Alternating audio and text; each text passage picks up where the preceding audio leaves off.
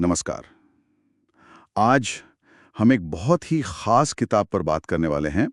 खुशवंत सिंह का मशहूर और दिल को छू लेने वाला उपन्यास ट्रेन टू पाकिस्तान। हाँ बिल्कुल। और हमारे पास इसके विश्लेषण पर एक YouTube स्क्रिप्ट भी है, तो हम उसी के जरिए इस कहानी की गहराइयों में उतरेंगे। सही। तो देखिए, ये कहानी है 1947 के भारत विभाजन की, वो दर्दनाक सच्चाई।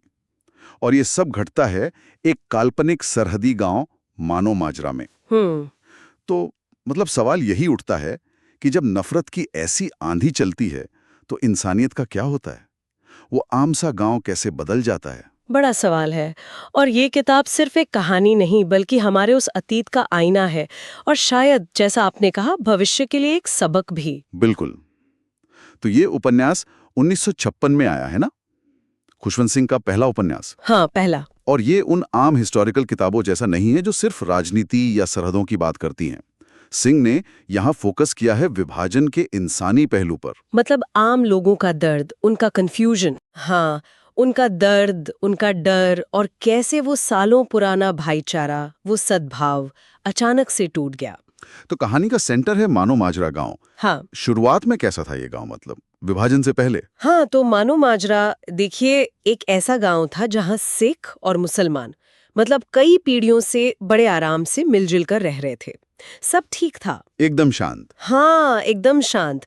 जब तक कि वो बंटवारे के शिकार लोगों की लाशों से भरी एक ट्रेन, जिसे लोग कहने लगे भूतिया ट्रेन, वो वहां आ पहुंची। ओह। हाँ। और उसी से सब बदल गया। हाँ, उसी एक घटना से गांव का पूरा माहौल, पूरा सुकून, सब उलट-पुलट हो गया। कहानी में फिर दो अहम किरदार उभरते हैं। एक है जुगुत सिंह, जिसे लोग जुग्गा कहते हैं। हाँ, गांव का बदनाम डाकू। हाँ, वही। लेकिन उसका दिल एक मुस्लिम लड़की नूरा के लिए धड़कता है। और दूसरा है इकबाल सिंह। अच्छा, वो पढ़ा लिखा बाहरी आदमी। हाँ, शहर से आया सोशल वर्कर, जो मतलब हालात समझने की कोशिश तो करता है, पर वो खुद ही उस वक्त की सियासत और नफरत के जाल में फंस जाता है। और जैसे जैसे ये शक और नफरत गांव में फैलती है, तो न सिर्फ इन किरदारों की जिंदगी बदलती है, बल्कि पूरे गांव का ताना बाना ही बिखर जाता है। ये बात दिलचस्प है कि कैसे इतनी बड़ी त्रासदी को, मतलब विभाजन को, व्यक्तिगत कहानियों के जरिए दिखाया गया है। हाँ बिल्कुल। सिंह ने यही किया है। बड़ी घटना को किरदारों की निजी जिंदगी, उनकी नैतिक कश्मकश के जरिए सामने रखा है। सुनने में ये काफी भारी लग रहा है। तो क्या उपन्यास सिर्फ इसी मायूसी और बिखराव पर ही फोकस करता है, या इसमें और भी पढ़ते हैं? आपने हिंसा का जिक्र किया। सिंह उसे कैसे दिखाते हैं?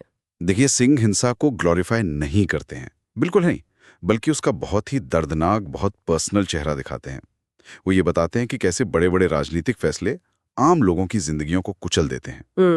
और दूसरा अहम मुद्दा है धर्म और पहचान का। किताब ये सवाल उठाती है कि कैसे धर्म, जो शायद पहले रोजमर्रा की जिंदगी का एक हिस्सा भरता, हाँ, बस एक पहचान, वो अचानक लोगों को बांटने का सबसे बड़ा हथियार कैसे बन गया। वही लोग जो कल तक साथ खाते पीते थे, त्योहार मनाते थे, वो दुश्मन बन गए। हाँ। और मानो माजरा के जरिए सिंह यही दिखाते हैं कि वो आपसी भाईचारा, वो सद्भाव कितना नाजुक हो सकता है। डर और शक कैसे पल भर में दोस्तों को दुश्मन बना सकता है। इंसानियत जैसे खत्म सी होती दिखती है। लेकिन क्या इस अंधेरे में मतलब कोई उम्मीद की किरण भी है? कहीं पढ़ा था कि उपन्यास के अंत में कुछ बहादुरी और बलिदान जैसा भी है? हाँ है। उपन्यास का अंत वाकई बहुत बहुत पावरफुल है। वो दिखाता है कि सबसे बुरे, सबसे नाउमीदी भरे वक्त में भी हिम्मत का, मोहब्बत का एक अकेला काम भी चमक सकता है। हाँ, चमक सकता है। जुग्गा का किरदार यहाँ बहुत अहम हो जाता है।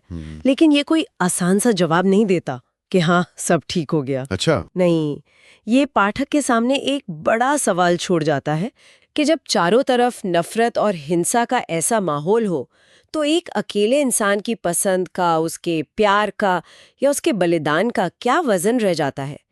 क्या एक इंसान सच में इतिहास के बहाव को जरा सा भी मोड़ सकता है? ये तो गहरा सवाल है। और खुशवंत सिंह के लिखने का अंदाज, कहते हैं वो बहुत सीधा सापाट लिखते हैं, बिना किसी लाग लपेट के। क्या इसी वजह से कहानी इतनी असरदार लगती है? हाँ बिल्कुल। उनकी भाषा एकदम सीधी है, साफ है और इमोशनली चोट करने वाली है। वो किरदारों का दर्द, उनकी उलझन, उस वक्त का खौफ बिना किसी मेलोड्रामा के दिखाते हैं। एकदम रॉ। हाँ, एकदम रॉ, सच्चाई के बहुत करीब, कोई बनावटीपन नहीं। और शायद इसीलिए पढ़ने वाला उस माहौल को, उन किरदारों की तकलीफ को ज्यादा महसूस कर पाता है। जो लोग विभाजन या ऐसी ऐतिहासिक कहानियों में दिलचस्पी रखते हैं, उनके लिए तो ये वाकई जबरदस्त किताब है। तो कुल मिलाकर हम कह सकते हैं कि ट्रेन टू पाकिस्तान सिर्फ इतिहास का एक पन्ना नहीं है। ये एक चेतावनी है, एक आईना है जो याद दिलाता है कि नफरत क्या तबाही ला सकती है। हाँ, और इंसानियत और शांति को बचाए रखना क्यों इतना जरूरी है। ये वो कहानी है जो आखिरी पन्ना पलटने के बाद भी जहन में घूमती रहती है। सही कहा। और ये हमें सोचने पे मजबूर करती है ना, कि जब बड़े पैमाने पर नफरत और डर का माहौल बनता है तो हमारे आपसी रिश्ते, हमारा भाईचारा, ये सब कितना कमजोर साबित हो सकता है। और क्या इस कहानी से मिले सबक आज भी उतने ही जरूरी हैं जब हम अपने आसपास भी समाज को बांटने वाली ताकतों को देखते हैं? ये सवाल आज भी उतना ही अहम है। बिल्कुल, ये सोचने वाली बात है। चले आज की बातचीत यहीं रोकते हैं।